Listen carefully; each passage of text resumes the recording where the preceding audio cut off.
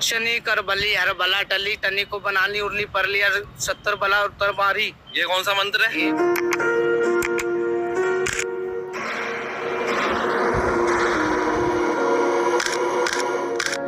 नमस्कार दोस्तों, भारत के अंदर हिंदू धर्म बहुसंख्यक धर्म है जो कि भगवान में बहुत ज़्यादा आस्था रखता है। वो हिंदू धर्म के लोग किसी भी तरीके से अपनी प्रार्थना भगवान तक पहुंचाना चाहते हैं। बस इसी चीज़ का फ़ायदा ये बाबा लोग उठाते हैं। ये बाबा लोग हिंदू धर्म के लोगों की आस्था का मजाक बनाते हैं, उनको बेवकूफ़ बनाते हैं। पर इन लोगों को मिलता क्या है इससे? पैसा और पावर। यहां मैं कोई फर्जी बातें नहीं बोल रहा। ओशो के पास 93 रोल्स रॉयस है, अंबानी से भी ज्यादा। नित्यानंदा के पास तो पूरा देश है और साथ में 10,000 करोड़ की संपत्ति है। और आसाराम बापू के पास लगभग 10,000 करोड़ की संपत्ति है। और जाकिर नाइक के पास भी लगभग 193 करोड़ के फ्लैट्स हैं मुंबई में। वेट अनुज भाई, आप सच बताना, यहाँ पर शायद बिजनेसमैन की बात चल रही है ना? यहाँ कोई बाबाओं की बात नहीं चल रही ना? ना भाई, ये जो मैंने नेटवर्थ बताया है वो एक्चुअल में बिजनेसमैन का नहीं बल्कि बाबाओं का ही नेटवर्थ है। अब देखो, इन घटनाओं के बाद भी इन बाबाओं का जादू लोगों के सर चढ़कर बोलता है। अगर बाबा लोग कहे ना कि अपने डिवोटीज को कि भाई जाओ और जान दे दो, तो ये 1 मिनट भी नहीं सोचेंगे और जान दे देंगे। इसका मैं एग्जाम्पल दूंगा। 1978 में पीपल ऑफ टेम्पल के हेड रिम जोन्स के कहने पर 909 लोगों ने एक साथ आत्महत्या कर ली थी जहर पीकर। सच बताना, आप हो गए ना सच में शॉक्ड? आज की वीडियो में हम ऐसे ही कुछ पाखंडी बाबाओं की बात करेंगे और जानेंगे कि वो किस तरीके से हिंदू धर्म का मजाक बनाते हैं और अपना फायदा उठाते हैं और लोगों को बेवकूफ़ बनाते हैं। और हाँ, मैं यहाँ पहले ही क्लियर कर दूं कि यहाँ मैं किसी भी धर्म का मजाक नहीं बना रहा, ना किसी को धार्मिक रूप से हर्ट करूंगा। मैं सिर्फ फैक्चुअल बात कहूँगा, डेटा और सारा का सारा प्रूफ के आधार पर बात करूंगा। तो प्लीज़ आप इस वीडियो को एक अच्छा इंसान बनकर देखना, ना कि कोई पाखंडी का भक्त बनकर। आइए स्टार्ट करते हैं वीडियो।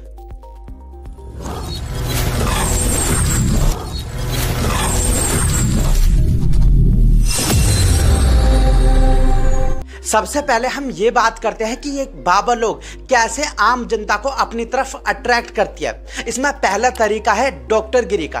देखो, जब भी कोई व्यक्ति बीमार होता है या उसके परिवार से कोई बीमार होता है तो वो हर ऐसी जगह जाता है जहां उसे कोई भी होप दिखती है। और पूरी दुनिया को पता है कि जो ये बाबा लोग होते हैं, ये किसी भी बीमारी का इलाज इनके पास पूरा होता है और ये फुल्ली गारंटी देते हैं किसी भी व्यक्ति को ठीक करने का। गले में हल्की सी खुजली है, मैं छींकन में आ रहा हूँ। मैं एलर्जी गले में खुजली है?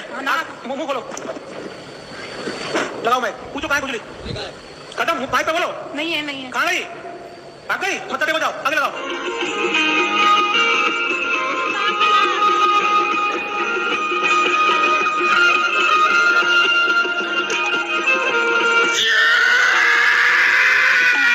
धीरेन्द्र शास्त्री जी भी कैंसर जैसी बड़ी बीमारी को आसानी से ठीक करने की गारंटी देते हैं पूरी तरीके से। बीमार है 3 साल से, दर्द कैंसर नामक रोग बना हुआ, ओमती को कृपा हो जाएगी, आशीर्वाद है। 4थी स्टेज पर देखो, इन चीजों को देखकर लोग इनकी तरफ अट्रैक्ट तो होते हैं, बट एट द एंड क्या सिचुएशन बन जाती है कि आम जनता डॉक्टर पर बिलीव नहीं करने लगती। GOQII की एक रिपोर्ट बताती है कि 92.3% लोग इंडिया के हेल्थ केयर सिस्टम पर बिलीव नहीं करते। और यही रिपोर्ट बताती है कि मोस्टली लोग रामदेव बाबा पर इलाज के लिए बिलीव करते हैं। जबकि आपको पता है, रामदेव बाबा ने कभी ये नहीं कहा कि भाई मैं डॉक्टर हूं, मैं अच्छा इलाज का नुस्खा बताता हूं। देख रहे हो आप लोगों का माइंडसेट कहां जाता है। दूसरा तरीका है ज्ञान फैलाना। देखो, हमारे भारत के अंदर बहुत सारे लोग इलिटरेट हैं, अनपढ़ हैं, और बहुत से ऐसे लोग हैं जो कि अपने धर्म में बहुत ही ज्यादा आस्था रखते हैं। और जब ये बाबा लोग वैदिक ज्ञान देते हैं, कथा सुनाते हैं, तो बहुत सारे लोग इनसे जुड़ जाते हैं, जो कि कोई गलत नहीं है। पर जब इनसे बहुत लोग जुड़ने लगते हैं, उसके बाद ये बाबा अपनी गंदी हरकतों पर आते हैं और उल्टी सीधी बातें फैलाने लगते हैं। जैसे कि धीरेन्द्र शास्त्री जी कहते हैं कि भाई जो भी शादीशुदा महिला मंगलसूत्र नहीं पहनती और सिंदूर नहीं लगाती, वो तो खाली प्लॉट है। अब आपको समझ आ रहा है ना कि क्या बेशरम वाली बात करी है इन्होंने।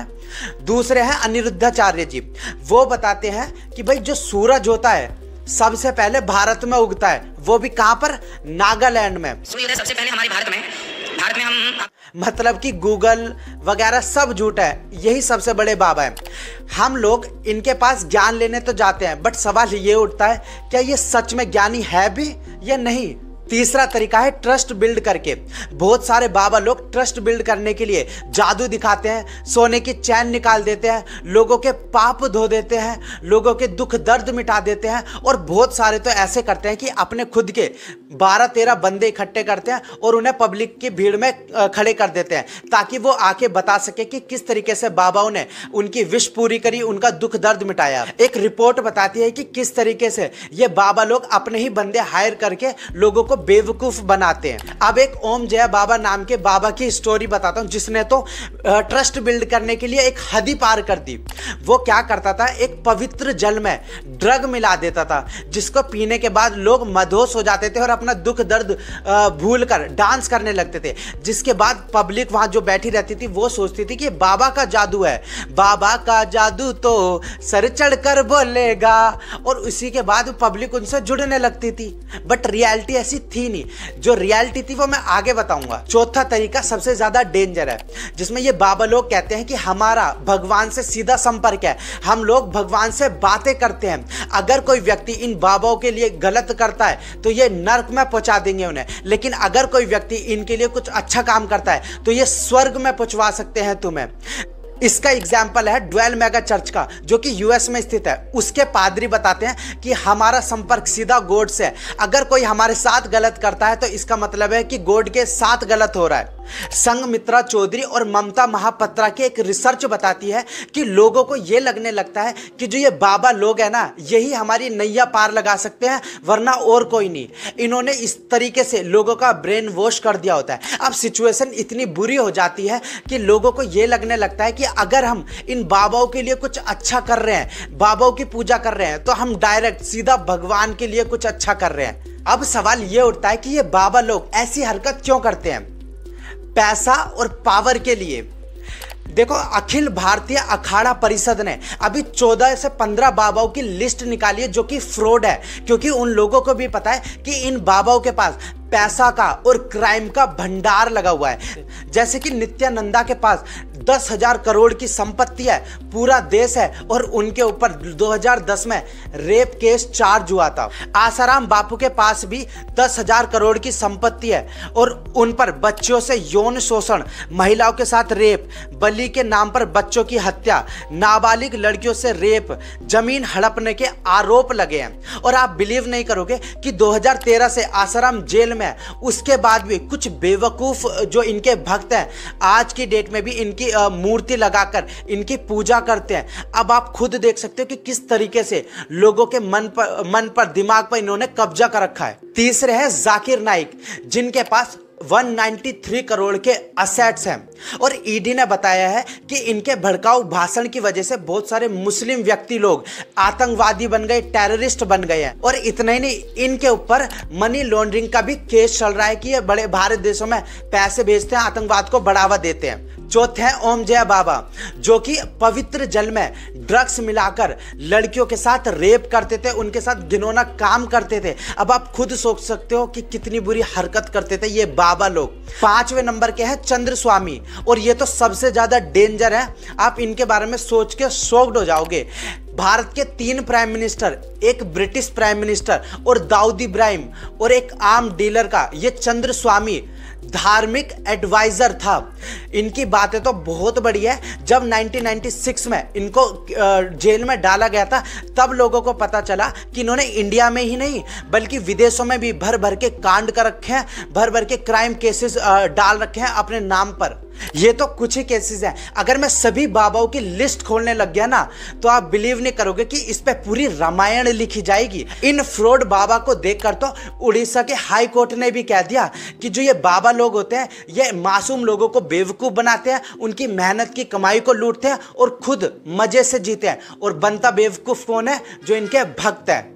अब सवाल ये उठता है कि जो ये बाबा लोग हैं, इनके पास इतना ज़्यादा पैसा है, इतना तो शायद किसी बिजनेसमैन के पास ही होता है, ये इनका पैसा आता कहाँ से है? वो आता है दान से। इनकम टैक्स ने बताया कि इनका जो मुख्य सोर्स होता है कमाने का वो होता है डोनेशन। इसके लिए मैं एक फनी सा एग्जाम्पल देता हूँ। एक जैसे डुप्लांटिस ने, जो कि एक प्रीचर थे, उन्होंने एक प्राइवेट जेट खरीदने के लिए अपने ही भक्तों से, अपने ही फॉलोवर से $54 मिलियन मांगे थे। A Louisiana televangelist is asking his followers for donations to buy a $54 million private jet. Jesse Duplantis. और आप इस चीज पे बिलीव नहीं करोगे कि भक्तों ने, जो कि शायद पता नहीं क्या उनके ऊपर जादू कर रखा था, उन लोगों ने $54 मिलियन उन्हें डोनेशन भी दिया था उस बंदे की सिर्फ प्राइवेट जेट खरीदवाने के लिए। अब आप खुद ही बताना ये बात कि आपको भी इनकी ठाठ देखकर लग रहा है ना कि भाई बिजनेस और पढ़ाई लिखाई में कुछ नहीं धरा, बाबागिरी में हमारा फ्यूचर ब्राइट होगा। अब देखो इन्हीं चीज को, इन्हीं बाबाओं की अमीरियत को देखकर जो हमारी युवा पीढ़ी है वो बाबाओं में तब्दील हो रही है। हर प्रकार के कभी नहीं खाने चाहिए। पहला भोजन जिसमें ठोकर लगी है उस भोजन को नहीं खाना चाहिए, व्यष्टा के समान है। मांगते खाते हैं तो बाबा के भेष काहे बनाए हो? ये तो हम लोग के यहाँ बापे दादा मांगता था। अरे वो ठीक है तो बाबा को मानते हैं। तो शनि जी का मंत्र सुना दो एक। शनि कर बली हर बला टली, टनी को बनानी उर्ली परली हर 70 बला उत्तर मारी।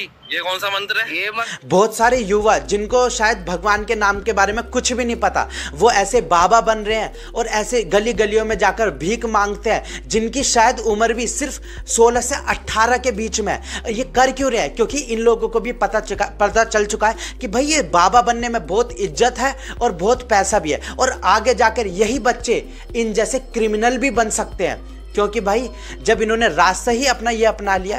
पर बहुत सारे जो ये बाबा बन भी रहे हैं ना बच्चे, इनके पास कोई भी ज्ञान नहीं है भगवान के नाम पर, ना इन्हें वैदिक ज्ञान है, ना इन्हें किसी भी धर्म ग्रंथ का ज्ञान है, बट फिर भी ये बाबा लोगों में तब्दील हो रहे हैं। क्यों हो रहे हैं? क्योंकि भाई इन्हें पैसा दिख रहा है, और एक्चुअल में इन्हें पैसा मिलता भी है, क्योंकि जो हमारी जनता है वो धर्म में इतनी ज़्यादा आस्था रखने लगी है कि उनको कोई तर्क नहीं चाहिए। वो बिना तर्क के किसी बेवकूफ़ को भी बाबा मान के एक्सेप्ट कर लेती है। उसका ना बैकग्राउंड देखेगी, उसकी ना बातें समझेगी कि भाई अगर कोई बाबा ये बातें बोल रहा है तो किस बिहाफ पे बोल रहा है। देखो आजकल चाहे बाबा हो, नेता हो या इन्फ्लुएंसर हो, वो लोगों को बेवकूफ़ बनाकर अपने फॉलोअर्स बढ़ाते हैं ताकि वो अच्छा सा जीवन जी सके, पैसा कमा सके, पावर कमा सके। और बाबा लोग तो कहते हैं कि मैं लोंडियाबाजी भी कर सकूं, छेड़छाड़ भी कर सकूं। अगर आपको ये देखना है कि इन्फ्लुएंसर कैसे लोगों को बेवकूफ़ बनाकर पैसा कमाते हैं, तो मेरी इस वाली वीडियो को देख लेना, आपको सब पता चल जाएगा।